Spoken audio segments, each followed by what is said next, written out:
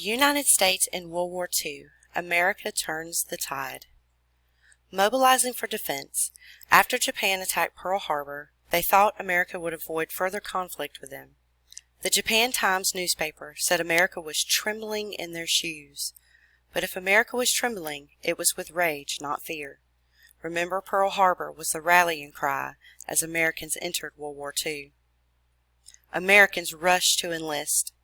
After Pearl Harbor, 5 million Americans enlisted to fight in the war. The Selective Service expanded the draft and eventually provided an additional 10 million soldiers. Women joined the fight. American Army Chief of Staff General George Marshall pushed for the formation of the Women's Auxiliary Army Corps.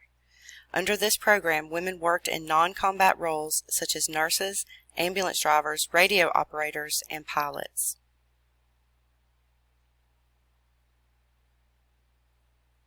All Americans fight. Despite discrimination at home, minority populations contributed to the war effort. 1 million African Americans served in the military, 300,000 Mexican Americans served, 33,000 Japanese Americans served, 25,000 Native Americans served, and 13,000 Chinese Americans served. In the picture here on the left, you see the Tuskegee Airmen. Even though they were segregated from whites, they were brave men who fought. They were pilots of an all-black 99th Squadron. The Tuskegee Airmen won awards for their airstrikes against Germany.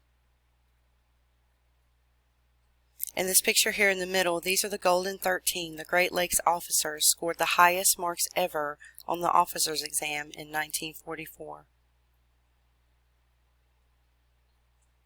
Navajo Code Talkers. Navajo Native Americans were used to transmit secret messages during the war because Navajo is an unwritten language of extreme complexity. This made it a genius way to make an undecipherable code.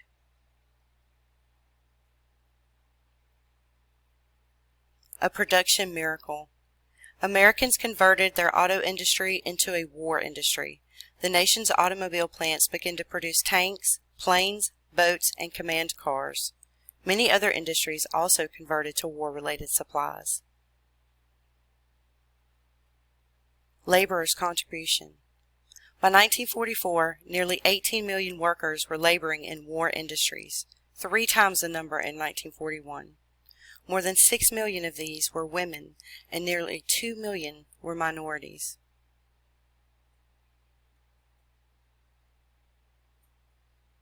War Production Board. To ensure the troops had ample resources, President Roosevelt created the War Production Board, the WPB. The WPB decided which companies would convert to wartime production and how to best allocate raw materials to those industries. Collection drives.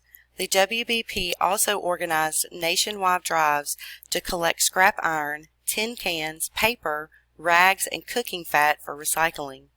Additionally, the OPA set up a system of rationing. Households had set allocations of scarce goods, gas, meat, shoes, sugar, and coffee. And scarce means there wasn't a lot of these goods, so they only limited by rationing. That was a limit. And here are some pictures of some ration stamps from a World War II booklet.